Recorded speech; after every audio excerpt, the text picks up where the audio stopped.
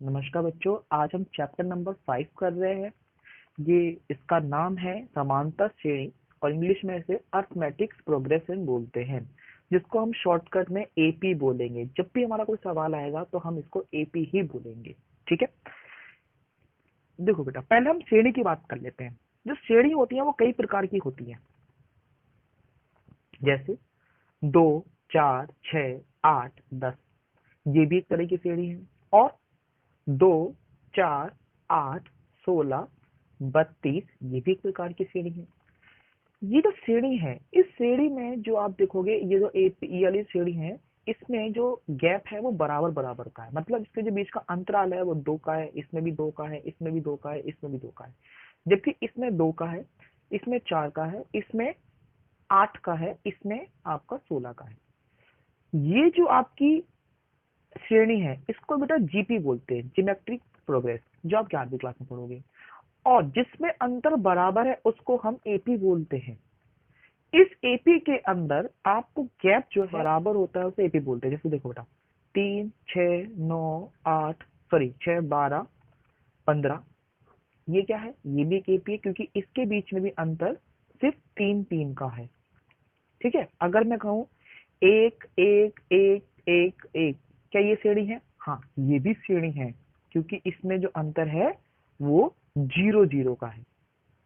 ठीक है, एक और वैल्यू ले लेते हैं। जैसे मैंने लिया 15, 10, 5, 0, माइनस का 5। क्या ये एपी है? हाँ है, क्योंकि इसमें जो गैप आ रहा है वो -5 का आ रहा है। तो आपको सिर्फ ये ध्यान रखना है कि गैप जो है, मतलब जो अंतराल जो है वो बराबर होना चाहिए, उसको हम एपी बोलते हैं। और जहां अंतराल बराबर नहीं है उसको एपी नहीं बोलते हैं। ठीक है, अब इसकी परिभाषा की बात करते हैं। यदि किसी श्रेणी के दो लगातार पदों का अंतर एक समान हो, मतलब देखो बेटा, यहाँ पदों का अंतर एक समान था, इसमें 2 2 का अंतर था, इसमें 3 3 का अंतर था, इसमें 0 0 का अंतर था, 5 5 का अंतर था। अगर समान हो उस श्रेणी को समांतर श्रेणी कहते हैं। इसमें जो यूज करेंगे हम, जो सिंबल है वो है ए, डी और एम। ए क्या है?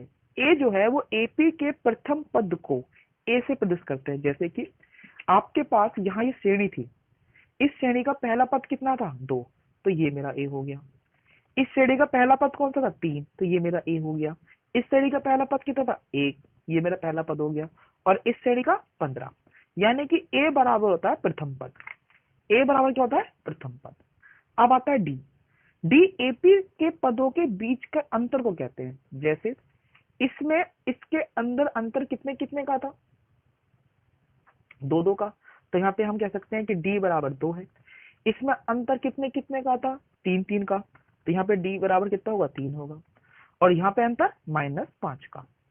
तो डी बराबर होता है पदों के बीच का अंतर। इसका एक फॉर्मूला होता है बेटा, A N minus A N. इसमें मैं -1 डालूंगा, A N -1 minus A N. अब आपको प्रॉब्लम होगी, इसको मैं सिंपल सा फॉर्मूला करूंगा, A2 माइनस A1 या A3 माइनस A2। मतलब बड़े वाले पद में से, मतलब बाद वाले पद में से पहला वाला पद माइनस करना है। देखो ये दो कैसे निकाला मैंने, 4 में से 2 माइनस करा, 6 में से 2 माइनस करा, मतलब बाद वाले पद में से पहला वाला पद माइनस करना है। ऐसे देखो -5 कैसे निकला, मैंने 10 में से माइनस को 15 करा, क्योंकि ये पहले आ रहा है तो हम इसको -5 बोलेंगे। तो इसका फॉर्मेशन ये है बेटा, ये A1 है पहला पद, ये A2 है। तो मैं D कैसे निकालूंगा? D इक्वल टू होगा A2 minus A1, means 10 minus 15। तो वैल्यू कितनी आ गई? -5। तो आपको ये फॉर्मूला अप्लाई करना है, A2 माइनस A1 या A3 माइनस A2। इसके हिसाब से आप कोई भी फॉर्मेशन यूज कर सकते हैं। अब n क्या है? n मतलब है वापद। अब ये वापद क्या है? जैसे आपने देखा 9वीं, 10वीं, 11वीं, 12वीं, तो 11 के बाद वार लगता है, तो ऐसी वापद लगेगा। अब जरा ध्यान से देखो, ये मेरा फॉर्मेशन था 3 6 9 12 15, मैंने वो ले लिया 18 21 24 27। इस लाइन में छठवां पद कितना है? छठवां पद देखो, 1 2 3 4 5 6, तो छठवां पद जो है, तो हम यहाँ पे n बराबर 6 बोलेंगे। तो ये जो n है वो वापद होता है।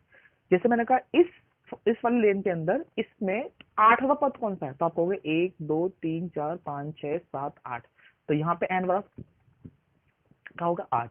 इसकी पहचान सबसे ज्यादा प्रॉब्लम करती है कि n क्या है। तो बेटा n के साथ वा लगना चाहिए या फिर th लगा दो, जैसे 9th सुना ना आपने, 9th 10th, ऐसे ही या तो इंग्लिश में 9वीं तो वा, 10वां पद या 11वां पद, ऐसे वा लगा होता है। फिर इसके अंदर अगली वैल्यू आती है बेटा an। an होती है वा पद की संख्या। अब वा पद की संख्या क्या, इन दोनों में सिर्फ ज्यादातर बच्चों को यही प्रॉब्लम है कि n क्या है और n क्या है। अभी क्वेश्चन पढ़ेंगे तो आप उसको सॉल्यूशन करेंगे। देखो बेटा, अगर मेरे से कहा गया कि इसका छठा पद कितना है, तो छठा पद 18 है, तो इस कंडीशन के अंदर मैं कह सकता हूं कि a6 बराबर है 18। मतलब ये जो 6 है ये तो n हो गया, और 18 जो है वो an की संख्या हो गई, तो इसको हम बोलते हैं वा पद की संख्या। तो n को सबसे ज्यादा बेटा ये याद रखना कि n जब भी होगा उसके साथ वा लगा होगा, प्लस लगा होगा, तो वो तो n होगा, और जहां कोई वा नहीं लगा होगा वो मेरा an होगा। ये ध्यान रखना, n के साथ वा लगना जरूरी है, और इंग्लिश वाले बच्चों के लिए वहां पे th लगना जरूरी है। अगर th लगा हुआ है तो सिंपल है, वो n है। तो एक हम इसमें n ढूंढेंगे और एक इसके अंदर an ढूंढेंगे। एक होता है बेटा आपके इसके अंदर sn। ऐसा मतलब वा पद की संख्या का योग,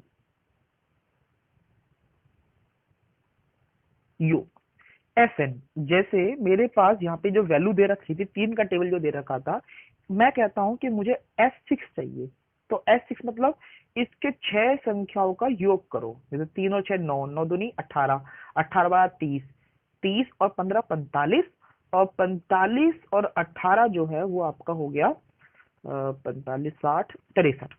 तो यहाँ पे s6 बराबर होगा 63, मतलब इनका सबका योग।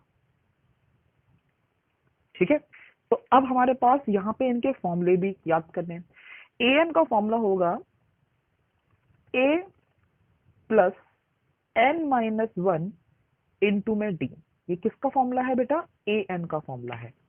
ये फॉर्मूला आपको याद होना चाहिए हर हालत में। ऐसे ही Sn का फॉर्मूला जो है वो बराबर होगा n by 2 2a plus n minus 1 into में d। तो एक फॉर्मूला तो बेटा ये पढ़ेंगे अब Sn का, और एक फॉर्मूला पढ़ेंगे हम इसमें n by 2 a plus l।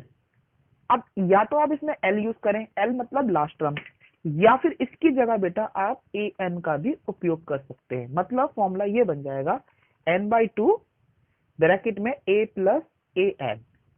तो ये फॉर्मूला भी आपका Sn का है। ये बहुत सादा सा इसको यूज करने के लिए मिलेगा। तो ये तो मेरा फॉर्मुलेशन हो गई Sn की। अब इसके कुछ क्वेरीज कर लेते हैं ताकि आपको समझ में आ जाए क्या चीज कर रहे हैं। 4 प्लस 3 3, ये इस तरीके चलता रहेगा।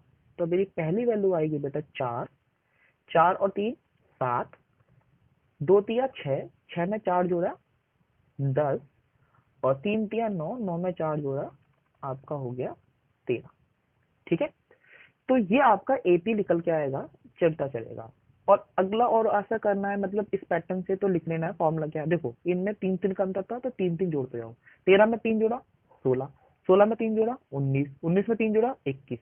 इस तरीके से ये आपकी एपी बन जाएगा। ठीक है, तो ये एपी का पैटर्न समझ में आ गया आपको। ओके, ले रहे हैं जिसके अंदर हमें डी निकालना है। ठीक है, देखो मुझे वैल्यू दे रखी है 4 10 16 और 22। इसमें डी कैसे निकलेगा, डी निकालने का तरीका होता है, बताया था a2 माइनस a1। a2 कितना बेटा इसमें 10 माइनस 4, वैल्यू कितनी आ गई 6, तो d बराबर हो गया 6। इसको एक चेक कर लेते हैं, मुझे इन दोनों का निकालना है। इसमें बाद वाला पद कौन सा है, ये वाला। तो 22 में से माइनस करेंगे 16, तो वैल्यू आ जाएगी 6 पॉजिटिव, यानी कि डी बिल्कुल सही है। एक एग्जांपल ले लेते हैं जिसमें पहले 1 5/4 3/2 1/4 और 2, ये सीढ़ी दे रखी है।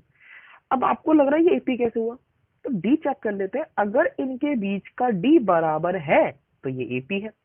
अगर इनका डी बराबर नहीं है तो एपी नहीं है। मैं दो चेक करके देख लेंगे एपी है या नहीं है। सबसे पहले हम डी निकालेंगे, डी का फॉर्मूला था A2 माइनस A1। बच्चा देखो मैथमेटिकल यूज करना, दिमाग बहुत इजी हो जाएगा सवाल।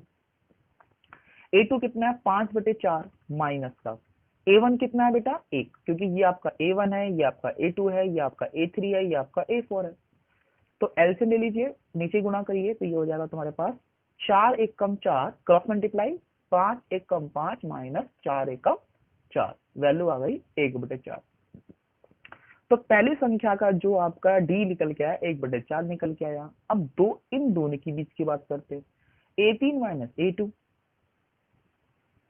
तो ये हो गया 3/2 माइनस 5/4। इनका एलसीएम लेते हैं बेटा, 4 और 2 का तो 4 ही आएगा, ठीक है।